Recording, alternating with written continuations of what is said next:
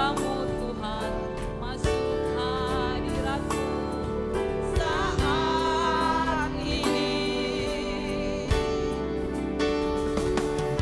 Curahkan urapanmu Tuhan bagi jemaatmu saat ini.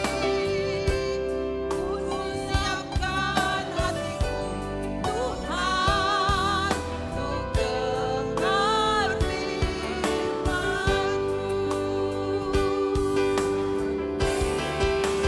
Firman-Mu Tuhan tiada berubah.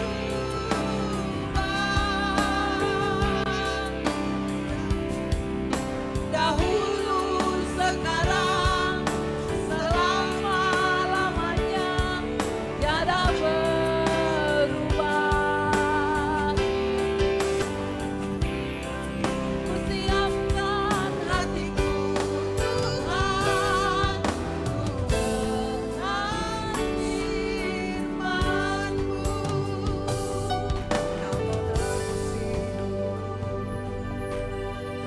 Mari kita berdoa. Terima kasih Tuhan, firman-Mu yang akan memberkati setiap kami. Firman-Mu yang akan menuntun kami hidup dalam kebenaran firman Tuhan. Terima kasih kami sudah memuji menyembah Allah kami yang hidup. Tiba saatnya kami akan duduk diam mendengarkan firman Tuhan. Berkati setiap kami, urapi hamba-Mu ketika hamba-Mu menyampaikan isi hati-Mu. Sembunyikan hamba-Mu di belakang kayu salib-Mu. Biar Yesus saja dimuliakan, ditinggikan di tempat ini. Berbicaralah bagi setiap kami ya Tuhan. Kami siap mendengarkan firman-Mu. Demi nama Yesus yang siap dengar firman Tuhan. Sama-sama kita percaya, katakan amin. Shalom. Horas madhita sude. Pepatah dunia mengatakan tak kenal maka tak sayang. Izinkan saya memperkenalkan diri. Nama saya Pendeta Samuel Panjaitan. Saya punya istri 1, anak 2. Istri saya baru sirait. Saya tinggal di daerah Kranji. Jadi sehari-hari saya ngajar di STT dan sekaligus pelayanan. Terima kasih buat para pengurus alumni 85 MDS yang telah mengundang saya dalam ibadah ucapan syukur ulang tahun yang ke-7. Dan kiranya alumni 85 MDS semakin diberkati oleh Tuhan. Baiklah, saya dikasih panitia dengan suatu tema yang menarik dengan judul Hendaklah kamu saling mengasihi sebagaimana Bapa di surga telah lebih dulu mengasihi kita.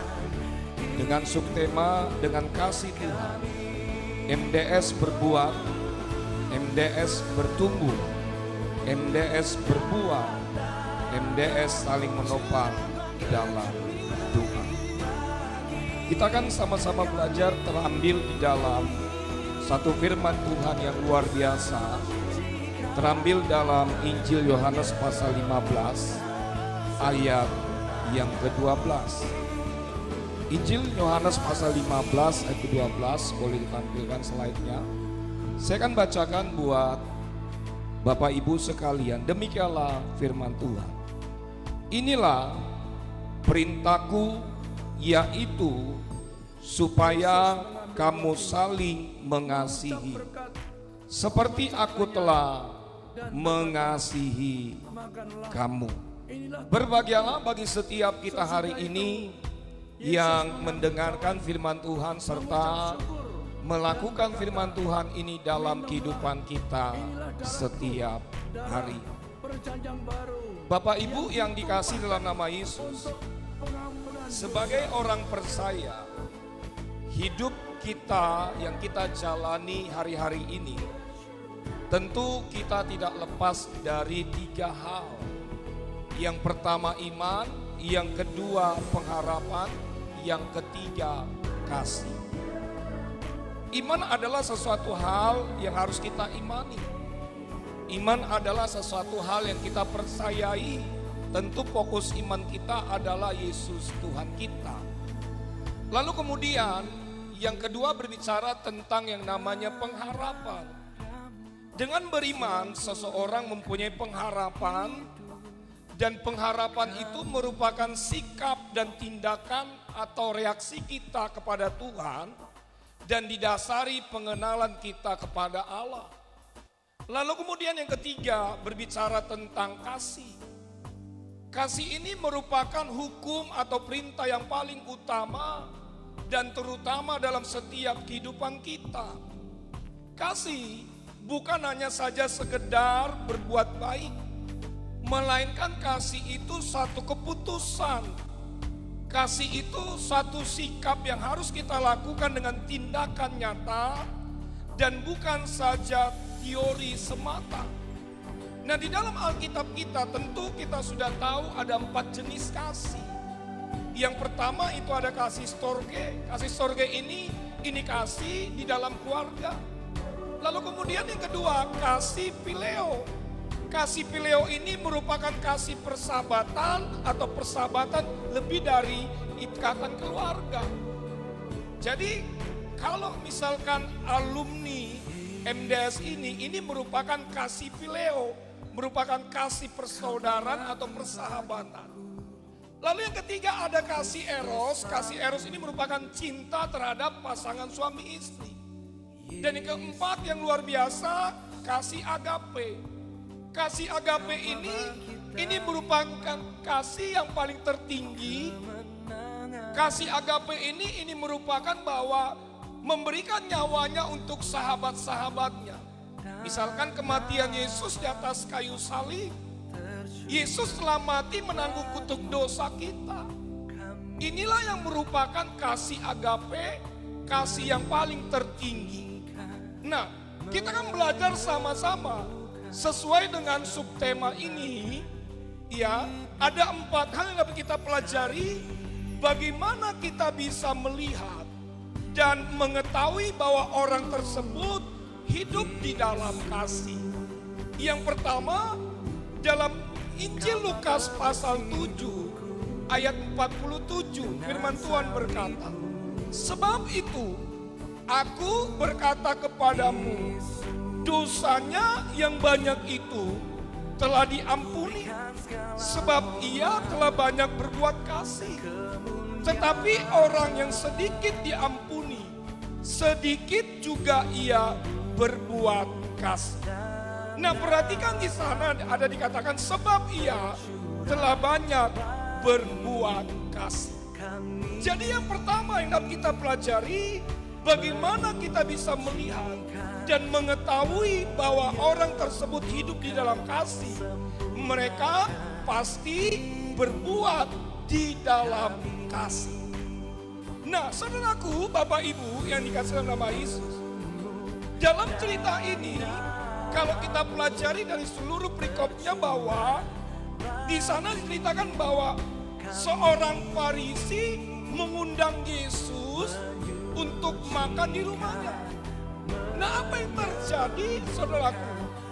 Ketika Yesus diundang dalam rumah orang Farisi itu, dia duduk makan.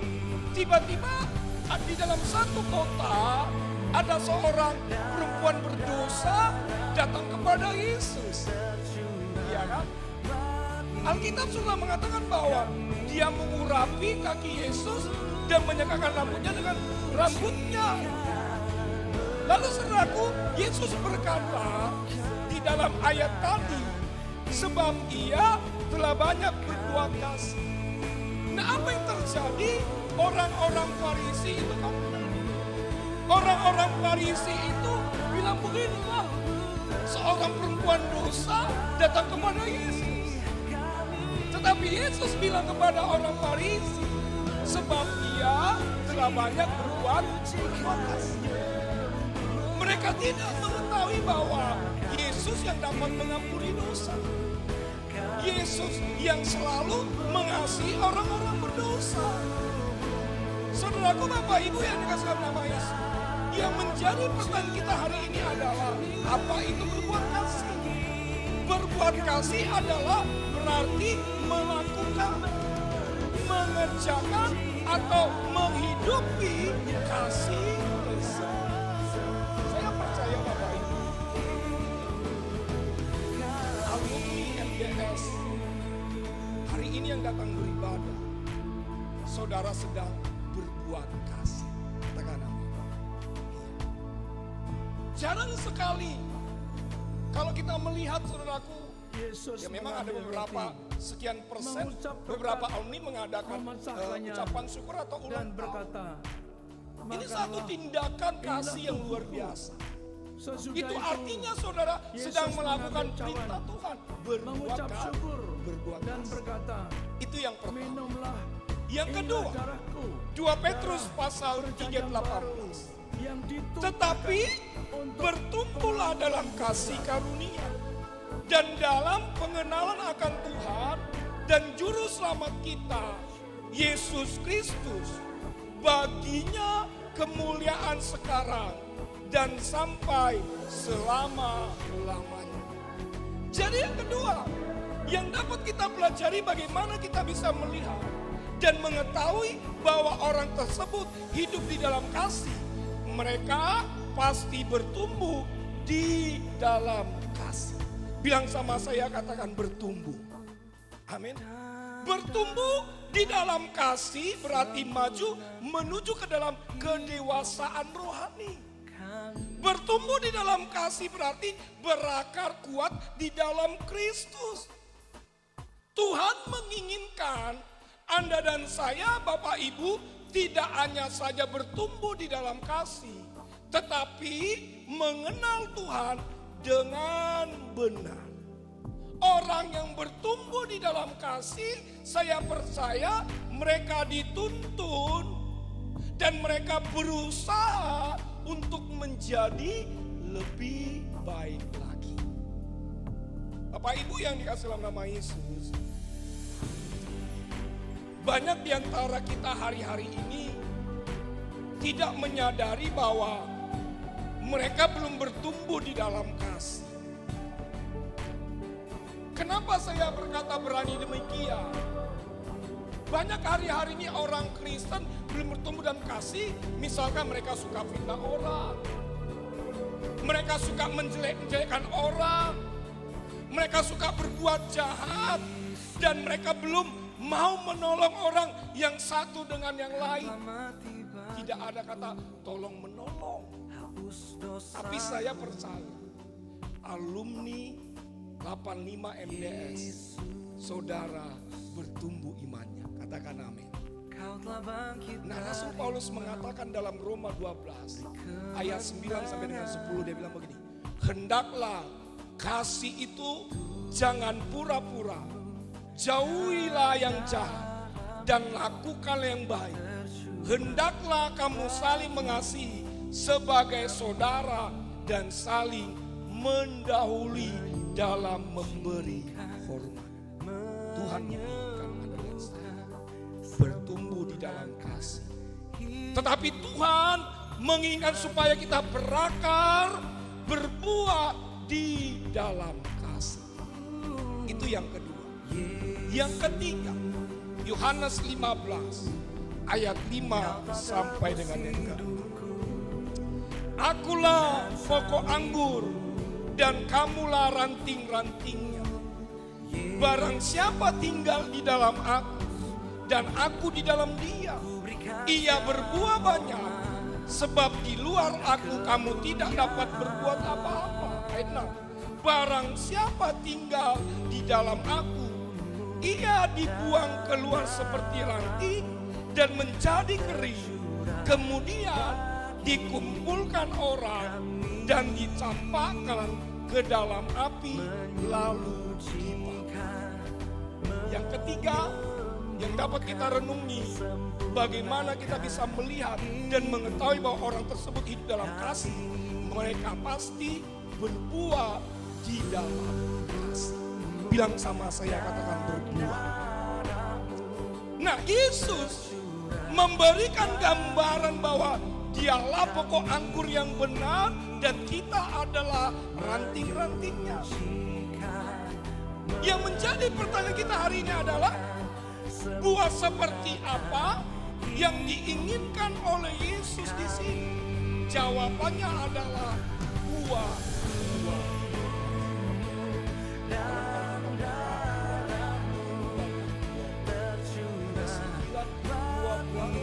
Salah satu buah roh adalah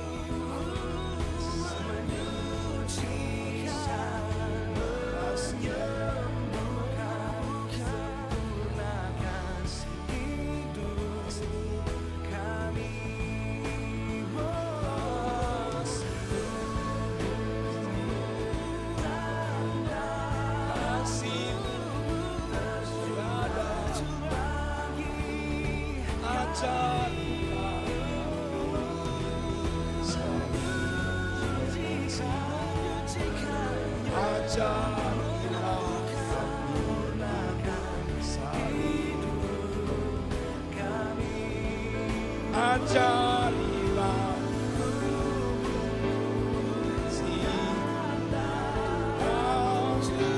kasih tiada batasnya.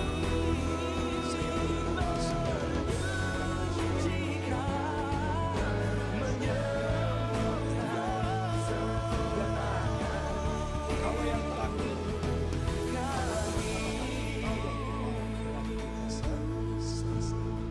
tapi yang terakhir ada 30 poin lagi. Kita selesai jam 4 sore. Saudara menatap saya dengan curiga. Benar nggak Pak Pendeta bisa saya? Yesus mengambil Karena roti, inilah saatnya saya menyampaikan. mengucap firman Tuhan. berkat, memecahkannya. Tapi dan saudaraku, berkata, Tuhan tahu isi hati saudara. makanlah. Dari Inilah 50 poin yang kita rangkum tinggal satu Sesudah poin. itu, Tinggal yang terakhir. Yesus Amin. mengambil cawan, Perhatian. mengucap Puji syukur Tuhan. dan Yang berkata, terakhir. minumlah, Galatia pasal 6 inilah darahku, ayat darah yang kedua. perjanjian baru. yang Bertolonglah ditumpahkan untuk menanggung pengampunan beban. dosa. Demikianlah kamu memenuhi hukum Kristus. Dalam terjemahan sederhana Indonesia dia bilang begini. Hendaklah kita semua orang menolong untuk meringankan beban saudara-saudari seiman yang mengalami kelemahan atau kesusahan. Dengan begitu kita mentaati hukum kasih Kristus yang Kristus berikan.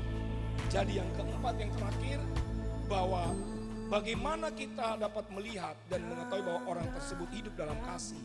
Mereka saling menopang di dalam kasih.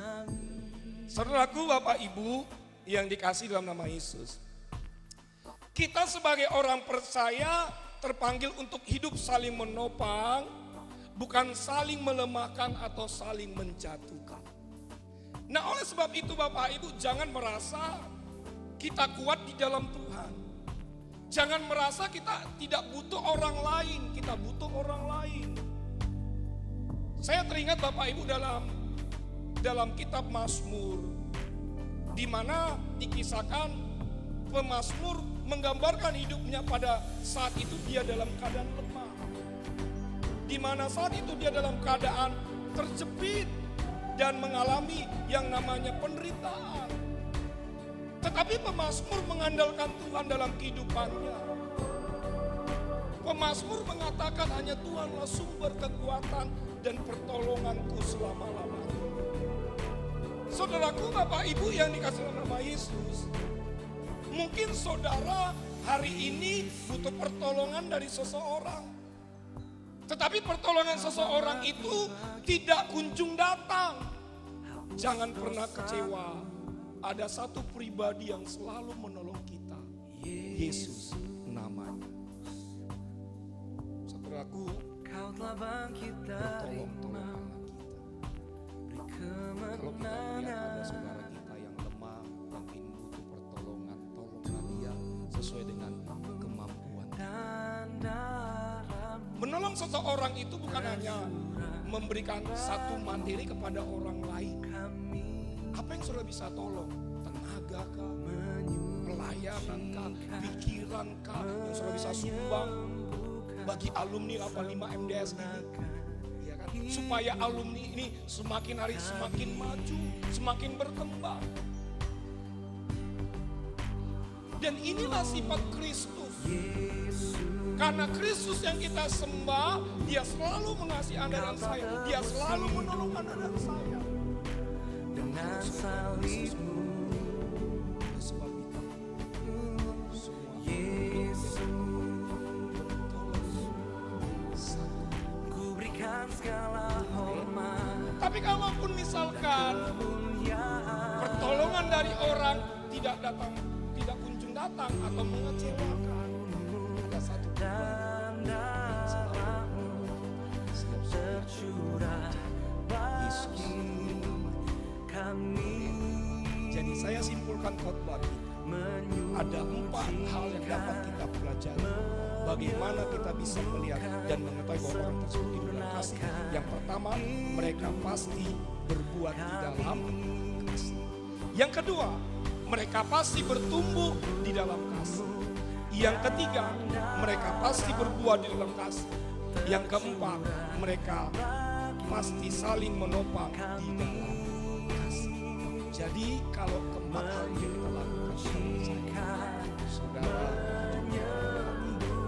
sehat, panjang umur, makan banyak usaha. Beri tepuk tangan dulu buat pujian kita. Yuk, sama-sama kita bangkit beri, kita angkat satu pujian. Aihodo Tuhan, Pargoku Dia. Terima kasih Tuhan.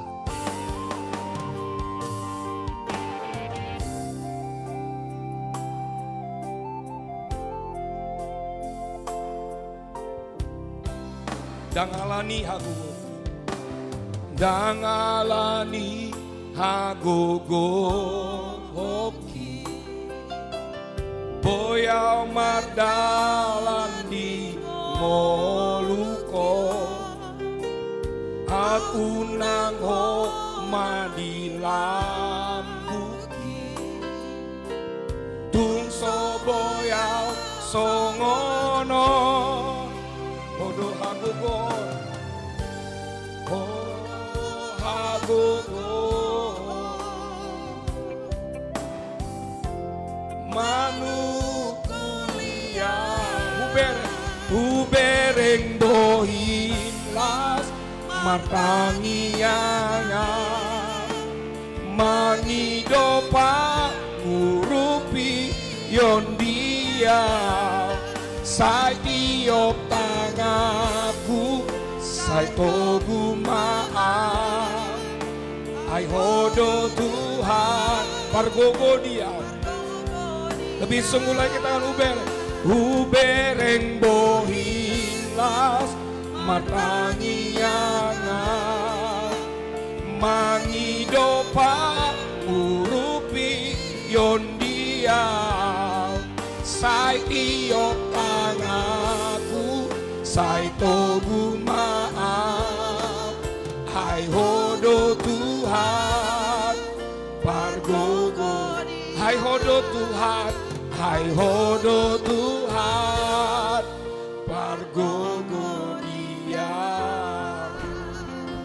Mari kita berdoa. Terima kasih Tuhan Yesus yang baik. Hamba-Mu sudah berhenti berbicara, tapi Romo terus bekerja untuk selalu memberkati, mengingatkan kami agar kami terus hidup dalam kebenaran firman-Mu. Dalam nama Yesus, sama-sama kita yang percaya katakan, amin.